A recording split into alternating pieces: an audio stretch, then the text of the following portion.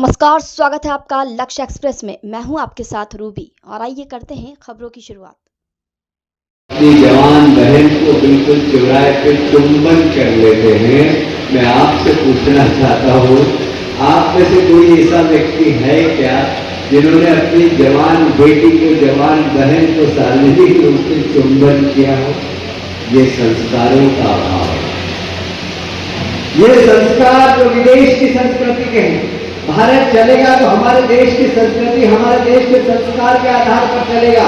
और इसलिए आज भी दो धाराएं काम कर रही है। एक धारा भारत को मजबूत बनाना चाहती है, वह है सनातन धर्म की विचार। मुझे बताइए, अपनी जवान बहन को बिल्कुल चुराए पे चुंबन कर लेते हैं।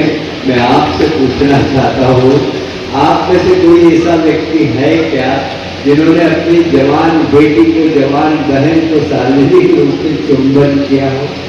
ये संस्कारों का अभाव है।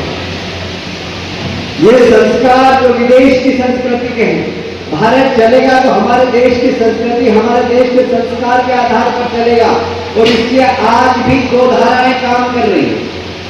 एक धारा भारत को मजबूत बनाना चाहती है, वह है सनातन धर्म की विचार।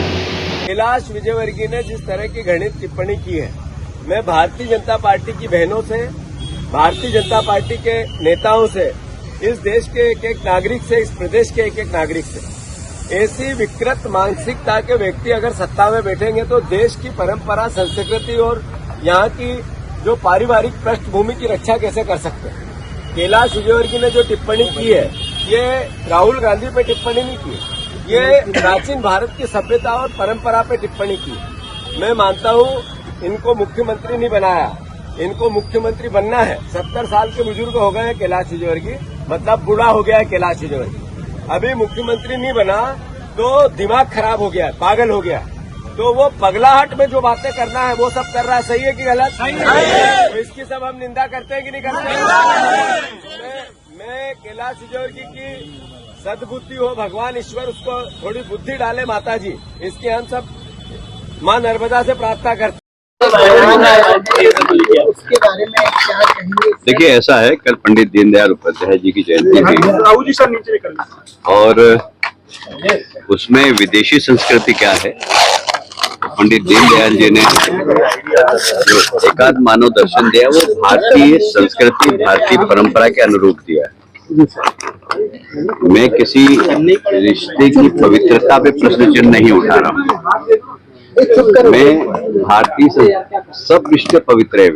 पुत्र बेटे का पवित्र रिश्ता है, पति पत्नी का पवित्र रिश्ता है, भाई बहन का पवित्र रिश्ता है, पर एक मर्यादा है, मैं उसकी बात कर रहा हूँ। और इसलिए मैंने जो कहा है वो ये है कि भाई विदेशों में ये चलता है, हमारे यहाँ इस प्रकार नहीं चलता। जैसे आप ही पत्रकार हैं, आप अपनी बहन को इस प्रकार आलिंगन करते हैं क्या बीच चौराहे पर? ठीक है, बाकी तो हमारे संबंध है, प्रेम के संबंध है। मैं भी अपनी बहन का सिर चूमता हूँ, ऐसी बात नहीं है, पर मैं रिश्ते की पवित्रता पे कहीं प्रश्न चिन्ह नहीं उठा रहा हूँ। मैं तो मेरा पूरा भाषण पहले सुन लेते तो आपको शायद ये प्रश्न नहीं उठता। मैंने सिर्फ भारतीय संस्कृति और विदेशी संस्कृति की बात की कि पूंजीवाद विदेशी संस्कृति, साम्यवाद विदेशी विचार है।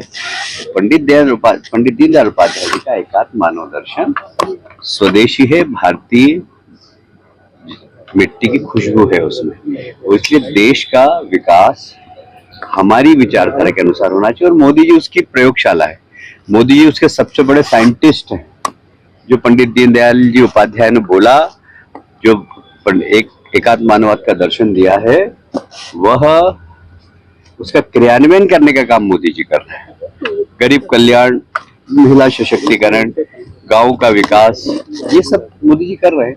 मेरा आशा ये था, पूरा भाषण आप सुनिए, उसके बाद उसको टुकड़ों टुकड़ों में बांटेंगे तो कोई सी बात उठा लेंगे और उस पर इश्यू बना लेंगे। मेरा ख्याल है ये अच्छी पत्रकारिता। कांग्रेस आपके बंगले का घेराव करने की बात कर रही है सर, आई लव मोहम्मद की पोस्टर इंदौर में लगे कई।